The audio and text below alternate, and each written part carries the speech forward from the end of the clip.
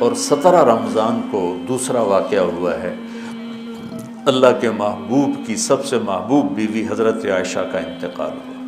حضرت معاویہ رضی اللہ تعالیٰ عنہ کے دور میں حضرت عائشہ رضی اللہ تعالیٰ عنہ کا انتقال ہوا، جو آپ کی سب سے محبوب بیوی تھی، اور اس حد تک کہ کہا یا اللہ ھذا قسمی فیما املک فلا تؤاخذنی فیما تملک ولا املک۔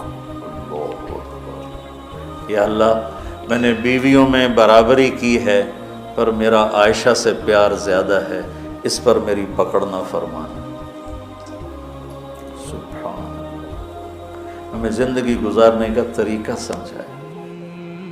چونکہ حضرت عائشہ چھوٹی تھیں تو ان سے دوڑ لگا رہے ہیں۔ حضرت ام سلمہ کے ساتھ دوڑ نہیں لگائی، حضرت سودا کے ساتھ دوڑ نہیں لگائی، جویریہ کے ساتھ، صفیہ کے ساتھ، ام حبیبہ کے ساتھ، زینب کے ساتھ دوڑ نہیں چکی۔ ان کو لاڈ کروائے، لاڈ، چھوٹی عمر کی رعایت کی، لاڈ کروائے۔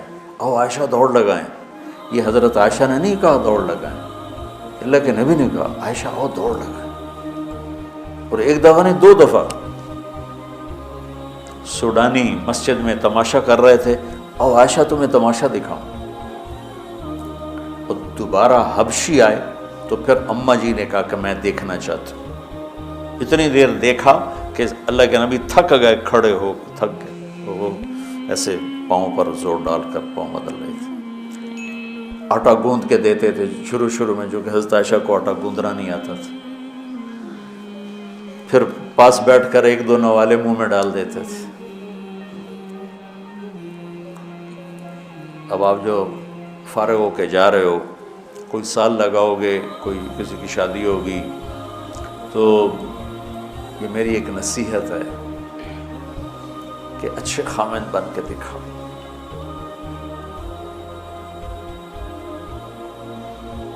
اور اچھا خامند وہ ہوتا ہے جو اچھے اخلاق والا۔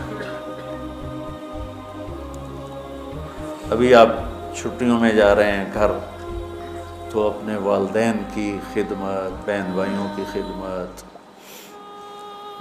وہ تبلیغ میں ایک اصطلاح چلتی تھی، عبادت سے جنت ملتی ہے، خدمت سے خدا ملتا ہے، یہ کہا کرتے تھے خدمت کی۔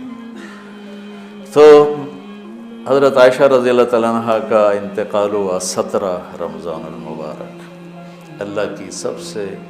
اللہ کے محبوب کی سب سے محبوب بیوی، پہلی اور آخری خاتون جن کے سینے پر سر رکھے ہوئے کسی نبی نے جان دی، وہ ہوئی نبیوں کے سردار۔ مات فی سحری و نحری، کا یہاں میرے نبی کا سر تھا، اور آپ ان کو آسرا دے کے اس طرح بیٹھے ہوئے تھے، اور آپ تھوڑا سا یوں نیم دراز تھے اس حالت، اور یہاں سر رکھے ہوئے حضرت عائشہ کے سینے پر نبی نے جان دی، یہ کائنات کی واحد خاتون ہے جس کے سینے پر سر رکھے ہوئے نبی نے جان دی۔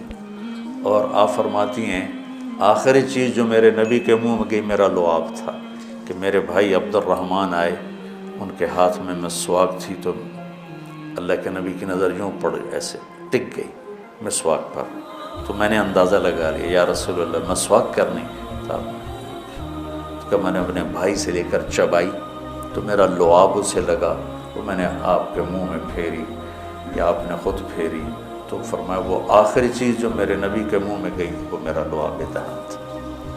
اور واحد خاتون ہے جن کا حجرہ کسی نبی کی قبر بنا، حضرت عائشہ کا گھر ہی آپ کے لیے آخری آرام کا بنا۔ اور کائنات کی 2 عظیم ہستیاں ابو بکر اور عمر، ایک دفعہ مسجد میں داخل ہوئے تو آپ کے ابو بکر عمر دائیں بائیں تھے، تو آپ نے ایسے دونوں کے ہاتھ پکڑ لیے، کہا ہمیں دیکھ رہے ہو؟ کہا جی۔ آپ نے کہا ہاکذا نحشر یوم القیامہ، قیامت کے دن میں اسی طرح اٹھایا جاؤں گا کہ ادھر میرے ابو بکر ہوگا اور ادھر میرے عمر ہوگا۔ تو اماں عائشہ وہ واحد خاتون ہیں جن کا گھر میرے نبی کی آخری آرام گاہ بنا، جہاں 70,000 فرشتے صبح آتے ہیں، شام تک درود پڑھتے ہیں، وہ چلے جاتے ہیں، شام کو 70,000 آتے ہیں، صبح تک درود پڑھتے ہیں۔ یہ واحد خاتون ہیں جن کے ساتھ آپ لیٹے ہوتے تھے تو وحی آتی تھی، کسی اور بیوی کے ساتھ آپ لیٹے ہوتے تھے تو وحی نہیں آتی تھی، اماں عائشہ کے ساتھ لیٹے ہوتے تھے تو وحی آتی تھی۔ آپ کی برکت سے تیمم ملا۔ حضرت یوسف علیہ السلام پر تہمت لگی، گناہ کی، زلیخا نے لگائی تو ایک بچے نے گواہی دی۔ حضرت مریم پر قوم نے تہمت لگائی تو بیٹے نے گواہی دی، اور حضرت عائشہ پہ تہمت لگی تو میرے اللہ نے خود گواہی دی۔ کتنا بڑا فرق ہے۔ شہد شاہد من اہلہا ان کان قمیصہ قد من قبل فصدقت وهو من الکاذبین وان کان قمیصہ قد من دبر فکذبت وهو من الصادقین۔ یہ تو آ گئی گواہی بچے کی، شاہد شاہد من اہلہا۔ اور قال انی عبد اللہ آتانی الکتاب وجعلنی نبیا وجعلنی مبارکا، یہ حضرت مریم کی گواہی۔ اور حضرت عائشہ کی ان الذین جاءوا بالعفک عصبۃ منکم لا تحسبوا شر لکم بل هو خیر لکم لکل امرئ منهم ما اکتسب من الاثم والذی تولى کبرہ فلہ عذاب عظیم۔ اللہ تعالیٰ علامہ زمخشری اپنی تفسیر میں فرماتے ہیں کہ پورے قرآن میں اللہ کہیں اتنا غضبناک ہو کر نہیں بولا جتنا ان آیات میں غضبناک ہو کے بولا ہے، جس میں اما عائشہ کی پاک دامنی کو اللہ نے بیان کیا۔ اللہ کے نبی ایک مہینہ وحی نہیں آئی، پورے مدینے میں آگ لگ گئی۔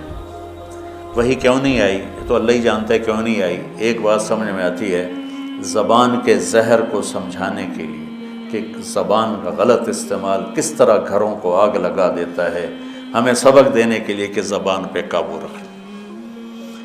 اس حد تک حالات پہنچ گئے کہ میرے نبی گئے حضرت عائشہ کے پاس، عائشہ اگر تجھ سے گناہ ہو گیا ہے تو معافی مانگ لے، اللہ معاف کر دے گا۔ اس حد تک ذہن پر اثر ہوا باتوں کا کہ عائشہ اگر تجھ سے کوئی گناہ ہوا ہے تو توبہ کر لے، اللہ معاف کر دے گا، اور اگر نہیں کیا ہے تو اللہ تیری پاک دامنی بیان کرے گا۔ تو عائشہ فرماتی ہیں 24 گھنٹے ہو گئے تھے، نہ کھایا تھا، نہ پیا تھا، نہ سوئی تھی، صرف رو رہی تھی۔ تو ایک دم میرے آنسو خشک ہوئے، اٹھ کے بیٹھ گئے۔ میں نے کہا ابا جان میری صفائی پیش کرو۔ ابو بکر وہ ایسے کانپ رہے تھے کہ بیٹی میں تو کچھ نہیں کہہ سکتا۔ اماں جان ام روما میری صفائی پیش کرو۔ وہ بھی کہنے لگے بیٹی میں تو کچھ نہیں کہہ سکتا۔ تو کہ میں نے ایک دم چمک کے کہا سچ بولوں گی تو کوئی مانے گا نہیں، جھوٹ بولوں تو اپنے آپ کو برا کہوں، بس میں وہ کہتی ہوں جو یوسف کے باپ نے کہا تھا، حضرت یعقوب۔ کہنے کہ مجھے غم میں حضرت یوسف کے والد کا نام ہی بھول گیا۔ میں نے کہا اقول کما قال ابو یوسف فصبر جمیل واللہ المستعان ولا ما تصفون۔ کہنے کہ یہ کہہ کر میں لیٹ گئی دوبارہ، اور مجھے نہیں پتا تھا کہ میرے بارے میں قرآن آئے گا۔ مجھے یہ تھا کہ اللہ کا نبی کو خواب دیکھ لیں گے یا جبریل آ کے کہہ دیں گے یہ قصہ غلط ہے، لیکن وہ تو قرآن۔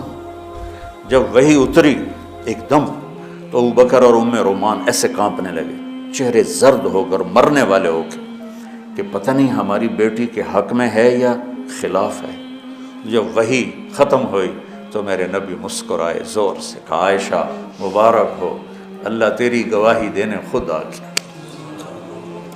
تو ام رومان کہنے لگی عائشہ اٹھو، اللہ کے نبی کا شکر ادا کرو۔ کہ نہیں، میں اس کا شکر ادا کروں گی جس نے میری گواہی دی۔ تو 17 رمضان حضرت عائشہ کا انتقال کا دن ہے۔ تو آج میں نے اپنے اوپر جبر کر کے بول لیا ہے 50 منٹ، دعا کرنا مجھے سر درد نہ ہو۔ اور 21 کی رات ہے، سبق پڑھتے پڑھتے میرے لیے آپ سب بچے دعا کرتے ہیں۔